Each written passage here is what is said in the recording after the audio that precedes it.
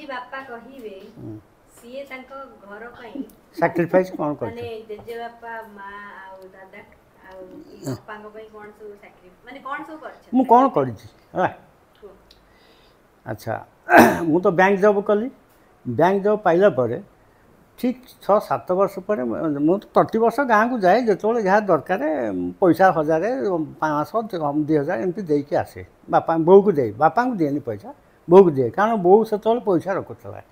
Enter ଜମିବାଡ଼ିର ଦାୟିତ୍ୱ ବୋଉ ନେଉଥିଲା। କ'ଣ ଯେଉଁଟା ଚାଷ ଜମି ଆମର ଚାକର ଥିଲେ, 2ଟା ଚାକର ଥିଲେ, ବଳଦ ଥିଲା, ସେସବୁ ଯେଉଁ ଚାଷ ହେଉଥିଲା ସେ ଚାଷ ଗୁଡ଼ାକ ଯେଉଁ ଏକାଠି ଧାନ ଫାନ ଆସେ ଜମା ହୁଏ ଖଳାରେ, ବୋଉ ସେସବୁ ଦାୟିତ୍ୱ ନିଏ। ବାପା ଅବଶ୍ୟ ସବୁ କରନ୍ତି, କିନ୍ତୁ ବୋଉ ସବୁ ହିସାବ ରଖେ। ଆମର ଗୋଟେ ଥିଲା ଖଣି ପଡ଼େ, ଆମ ଧାନଟା ଖଣି ପଡ଼େ। ଖଣି ମାନେ ମାଟିଟା ଖୋଳା ହେବ, ସେ ମାଟି ଖୋଳା ହେଲା ଭିତରେ ଆସେ ଅମଳ ହେଇକିରି ସେ ଧାନଟା କ'ଣ ହୁଏ, ଖଣି ପଡ଼େ। ଖଣି ମାନେ ଆମ ସେଠି ଖୋଳା ହେଇଯାଏ, ଆମ ଦୁଆରେ ଗୋଟେ ଖୋଳା ହେବ, ମାନେ ଯେଉଁ ଯେମିତି ଇଏ ଖୋଳା ହୁଏ କୂଅ ଖୋଳା ବାଗିଆ ହୋଇଯିବ, ତା ଭିତରେ ସବୁ ନଡ଼ା ରହେ, ନଡ଼ା ପଶେ, ସେ ନଡ଼ା ଭିତରେ ନଡ଼ା ଉପରେ ସବୁ ଧାନ ଗୁଡ଼ା ଅଜାଡ଼ି ରହେ, ତାପରେ ସେଇଟା ପୋତା ହେଇଯାଏ ହେଲା। କାହିଁକି ସେ ପୋତା ହୁଏ, ସେଗୁଡ଼ାକ କ'ଣ ହୁଏ, ଯେତେବେଳେ ଆମର ଧାନ ଦରକାର ହୁଏ ସେ ଖୋଳା ହୁଏ। ବର୍ଷା ଦିନ, ଅନ୍ୟ ଦିନେ, ଗରମ ଦିନ ସେଇଟା ଖୋଳା ହେଇକି ପୁଣି ଧାନ ଉଁଷୁଆ ହୁଏ। ସେତେବେଳେ ଧାନ ଉଁଷୁଆ ମାନେ ଆମର ସବୁ ମାଟି ହାଣ୍ଡି ଥିଲା, ଯେଉଁ ଆମର ସବୁ କୁମ୍ଭାର ଦିଏ, ସେ ମାଟି ହାଣ୍ଡି ଦିଏ, ବଡ଼ ବଡ଼ ମାଟି ହାଣ୍ଡି, ସେ ମାଟି ହାଣ୍ଡିରେ ଧାନ ଉଁଷୁଆ ହୁଏ। ଧାନ ସେତେବେଳେ ତ ଆମର ଗ୍ୟାସ୍ ନଥିଲା, ଆମର ଗୋଟେ ତୋଟା ଥିଲା, ସେ ତୋଟାରୁ ଆସେ ଜାଳ ଆସେ, କାଠ ବି ଆମର ଟାକୁଣା ଗଛ ଥିଲା, ଗଛ ଗୁଡ଼ା ହଣା ହେଇକି ଆସେ, ତାକୁ ସେ ଜଳା ହେଇକି ଧାନ ଉଁଷୁଆ ହୁଏ। ସେ ଯେଉଁ ଧାନ ଉଁଷୁଆ ହୁଏ, ସେ ଧାନ ଭିତରେ ବୋଉ କ'ଣ କରେ, ଓଲୁଅ, ବାଇଗଣ ଆମେ ଏସବୁ ଦେଇଦିଏ। ସେଗୁଡ଼ା କ'ଣ ହୁଏ, ଆମେ ଯେତେବେଳେ ସ୍କୁଲ ଯାଉ, ସ୍କୁଲ ଗଲାବେଳକୁ ସେଇଟା ପଖାଳ ଭାତ ତାକୁ ଚକଟି ଦେଇ ସୋରିଷ ତେଲ ପକାଇ ଆମେ ଖାଇକି ଯାଉ ହେଲା। ଏଇଟା ହେଉଛି ଆମ ଘରର, ମୁଁ କହିବା କଥା, ଆମେ ଯେତେବେଳେ ସ୍କୁଲକୁ ଯାଉଥିଲୁ ସେ ସ୍କୁଲ ସମୟର ଘଟଣା ହେଲା। ତାପରେ ତ ମୁଁ କହିଛି କେମିତି ଚାକିରି କଲି, ଆସିଲି, କଟକ ଆସିଲି, ଏଗୁଡ଼ା ମୁଁ କହିଛି। ଆଚ୍ଛା, ଚାକିରି କରିବାର, ଚାକିରି ଯେତେବେଳେ କଲି କହିଛି 750 ଟଙ୍କା ଦରମା ଥିଲା। 750 ଟଙ୍କା ଦରମାରେ ଆମେ ସବୁ, ତା'ର ଥିଲା 350, ମୋର 785। ସେତେବେଳେ ଆମେ ସେଇ ପଇସାରେ ଆମର କ୍ୱାର୍ଟର ପାଇଥିଲୁ, ସେଇ ପଇସାରେ ଚଳୁଥିଲୁ, କିଛି ଅସୁବିଧା ନାହିଁ। ମୁଁ ଗାଁକୁ ଯାଏ, ବେଳେବେଳେ ବାପା କହନ୍ତି, ଯେତେବେଳେ ଗାଁକୁ ଶନିବାର ରବିବାର ମୁଁ ପ୍ରାୟ ଯାଏ ବାପାଙ୍କ ପାଇଁ, ନାଇଁ ମାସକୁ ଥରେ ଯାଏ। ବାପା ବେଶୀ ଭାକୁର ମାଛ ଖାଇବାକୁ ଭଲ ପାଆନ୍ତି। ଆମର ଗୋଟେ ହାଟ ଅଛି, କସଦା ହାଟ, ସେ ହାଟକୁ ମୁଁ ଆଗ ଯାଏ, ଭାକୁର ମାଛ କେଜିଏ ଖାଉ, ସାନ ଭାଇମାନେ ଥିଲେ ସେଠୁ ସମସ୍ତେ ଏକାଠି ବେଶୀ ଖାଉ। ଏମିତି ଇଏ କରିବା ଭିତରେ ମୁଁ ଯିବା ଆସିବା କରେ। ଯିବା ଆସିବା ଭିତରେ ସେ ଶ୍ରାବଣ ମାସ ହେଇଛି 1992 ମସିହା, ମୋର ଠିକ୍ ମନେ ଅଛି। ମୁଁ ଯାଇଛି ଗାଁକୁ, ବର୍ଷା ଜୋର ହେଉଛି। ବର୍ଷାରେ କ'ଣ ହେଇଛି, ଆମର ସେତେବେଳେ ଥିଲା ମାନେ ଇଟା ଘର, ଚାଳ ଛପର ଘର। ସେ କ'ଣ ହେଇଛି, କେତେ ଗୁଡ଼ା ଜାଗାରେ କଣା ହେଇଯାଇଥିଲା, ସେ ପାଣି ସବୁ ଟପ୍ ଟପ୍ ଘର ଭିତରେ ପଡ଼ୁଥାଏ ହେଲା। ବାପା ମୋତେ କହିଲେ ଟିକେ ଆସିଲୁ।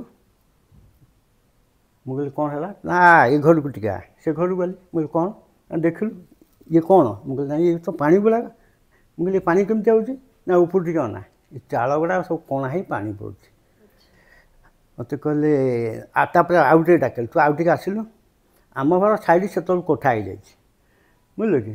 ମୋତେ କହିଲେ ଦେଖିଲୁ, ସେ କୋଠା ଘର ତଳେ ଗୋଟେ ଚାଳ ଘର କେମିତି ଲାଗୁଛି ତତେ ଭଲ ଲାଗୁଛି?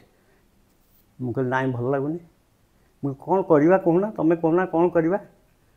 ନା ତୁ କେମିତି କ'ଣ କରି ଆକୁ ଛାତ ଘର କରିଦେ ହେଲା। ମୁଁ କହିଲି ଠିକ୍ ଅଛି, ମୁଁ କରିବି, କିନ୍ତୁ ମୋତେ ଗୁଣ୍ଠେ ଜମି ଦରକାର। ମୋ ନାଁରେ ଗୋଟେ ଗୁଣ୍ଠ ଜମି କରିଦିଅ, ମୁଁ ତ ନିଜେ ମ୍ୟାନେଜର ଅଛି, ମୁଁ ସେ ଦାୟିତ୍ୱ ମୋର, ଆଉ ମୁଁ କରିଦେବି। ଆଉ ସେ କହିଲେ ଠିକ୍ ଅଛି, ମୁଁ କରିଦେବି। ତାପରେ ଗଲେ ସବସିଡ଼ି ମୋ ନାଁରେ ଗୁଣ୍ଠେ କରିଦେଲେ। ଗୁଣ୍ଠେ କରିଦେଲେ, ସେଥିରୁ ସେ ଯେଉଁ ଇଏ ଅଗଣା ଏଇ ଭିତରୁ ଗୁଣ୍ଠେ କରିଦେଲେ। ମୁଁ ତାପରେ ହାଉସ୍ ବିଲ୍ଡିଂ ଲୋନ୍ ଆଭେଲ୍ କଲି, ଆମ ବ୍ୟାଙ୍କର ହାଉସ୍ ବିଲ୍ଡିଂ ତ ଲେଖିଲି ରିପୋର୍ଟ। ତାପରେ 1.5 ଲକ୍ଷ ଆଭେଲ୍ କଲି, 1.5 ଲାଖ ଆଭେଲ୍ କଲି। ଆଭେଲ୍ କରିକିରି ସେଠୁ ତାପରେ ସେଠୁ ବାପାଙ୍କୁ ଆଗ କିଛି ପଇସା ଦେଇଦେଲି, ହାରାହାରି ବୋଧେ 60-70 ହଜାର ଟଙ୍କା ଦେଇଦେଲି। ମୁଁ କହିଲି ତୁମେ କାମ ଆଗକୁ ଭାଙ୍ଗିକିରି ଷ୍ଟାର୍ଟ କଲା ପରେ ଆଉ ରେଷ୍ଟ ପଇସା ମୁଁ ଦେବି। ସେ କ'ଣ କଲେ, ତାପରେ ତାକୁ ଭାଙ୍ଗିଦେଲେ। ଏପଟ ଗୋଟେ ଦାଣ୍ଡି ଥିଲା ଚାଳ ଘର, ସେ ଘରେ ଚଳିଲେ। ଏ ଦାଣ୍ଡିଟା ଭଙ୍ଗା ହେଇଗଲା। ଏ ଦାଣ୍ଡିଟା ଯେଉଁ ଭଙ୍ଗା ହେଇଗଲା, ତାପରେ ଆଉ ଗୋଟେ ସେକେଣ୍ଡ ଇନକ୍ୱାରି ହେଲା। सेकेंड इनक्वारी जो सब ठीक ठाक अच्छी पैसा इनभेस्ट होती तेणु पुणी आसला नेक्स्ट फेजटा पैसा पलि आसला मो खाता को कौन है नेक्स्ट फेज आसला पर से घरटा कम्प्लीट हो गला कौन जो घर कम्प्लीट हो गला तापर चलला तापर 1999 जो बात्या है से आम गाँव में बोधे बेसी कोठा नसला 3-4टा कोठा थिला से घरे सब आश्रय नेले आम घरे सब है बापा से बंची आलिव थे बंची थे कल देख आज तू जदि घर न कर था आम सब घर उड़ी जाता आम कि अवस्था था तेणु गोटे बहुत भल कम तू आज कर देख तू आम रही आम सागर भी आम साई भाई भी घरे रहीगले है बुझीपार नहीं छात मैं छात तले से छात घर भर सब रही बुझीपार चाल घरटा सेपट दांडीटा पूरा भांगीगला सेपटा भांगीगला यही जो ये घरे सब रही बुझे छातटा थिला कौन अच्छे तेणु मो साक्रिफाइस होती है जो जहाँ दरकार दिए जेजेबाबा हाँ आसन जो जहाँ दरकार दिए जेजेबाबा 2003 जेजेबापार बापार एंटायर कम मु कली सब गाँव में जो खाइले माँ 2000 सान भाई गोटे ट्रैक्टर किन सीमेंट दुकान से गुड़ा सब करी बहुत साक्रिफाइस कर भणजा भाणीजी समस्त को माने समस्त बाहागर भागर ये करी तांकर एंटायर जहाँ जमी आम घर जावा कथा माने सुना फुना शाढ़ी पटा सब जमती सब हुए गोटे बड़ भाई तीन भाई हाँ तेणु जमीबाड़ी जेहेतु सी आर्मी अच्छे मिलिटारी यहीटा हूँ आम कहानी जेजेबापा मास ना ना हाँ आसती प्राय प्रति मसरे आसती पुणी से बेसी रुहति 2-3 दिन रही गाँव को पलांती कारण जेहेतु जमीबाड़ी साए बलद गाई गोरु ये सब था दायित्व किए नब तेणु से गाँव को जावाई व्यस्त हमें है तेणु से गाँव को 2 दिन रही गाँव माँ टे रुहे माँ रुहे माँ रुहे यही तो कहानी आ कौन बाय